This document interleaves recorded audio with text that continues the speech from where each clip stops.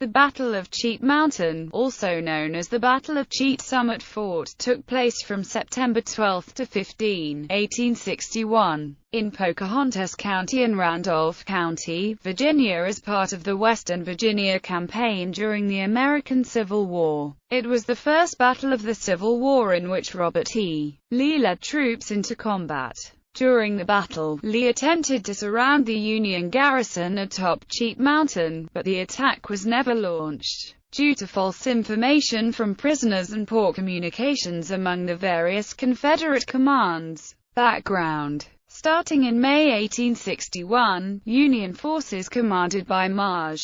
Gen. George B. McClellan advanced from Ohio into the western region of Virginia, both to protect Ohio and Pennsylvania from invasion from Confederate troops and to help the pro-Union government of Virginia located in Wheeling. Following his victory at Rich Mountain, McClellan was transferred to command the Army of the Potomac, leaving Brig. Gen. William Rosecrans in command of Western Virginia. Rosecrans concentrated his forces to protect the major transportation lines in the region. Brig. Gen. Joseph J. Reynolds was left in command of the Cheat Mountain District, defending the Staunton and Parkersburg Turnpike with 4 regiments totaling 1,800 men. One regiment, the 14th Indiana, commanded by Colonel Nathan Kimball, defended Fort Milroy on Cheat Mountain, while the remaining 3 were at Camp Elkhorter near the Tygart Valley River, where Reynolds established his headquarters.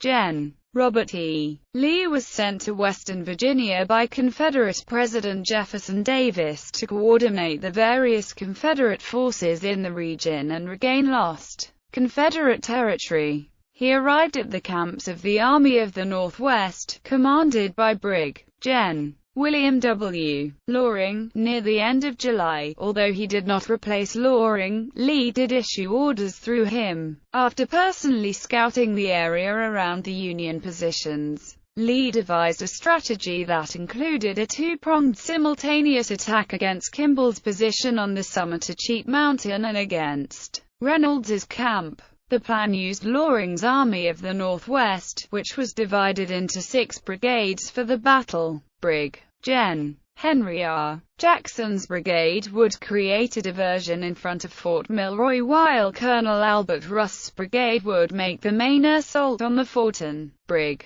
Gen. Samuel Anderson's brigade would capture the turnpike west of the fort. Brig. Gen. Daniel Donaldson and Col. Jesse S. Burke would seize the paths behind Camp Elkhorter, with Col. William Gillam's brigade in reserve. Loring was given command of Burke's and Gillam's brigades during the battle.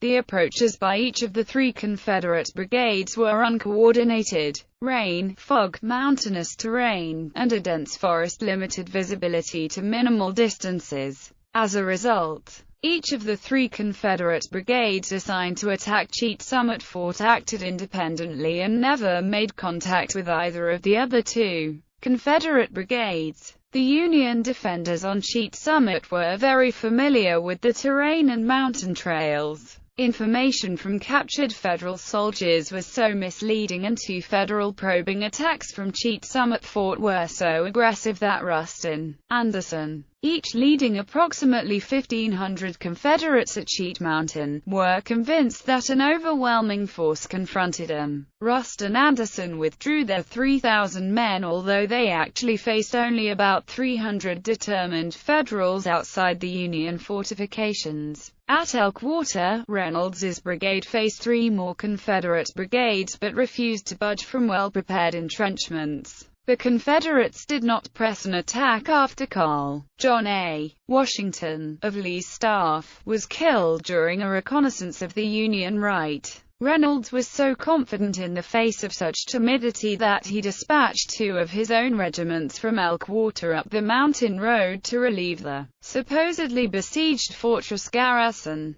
But the arriving Union reinforcements were unnecessary. Lee called off the attack and, after maneuvering in the vicinity, withdrew to Valley Mountain on September 17.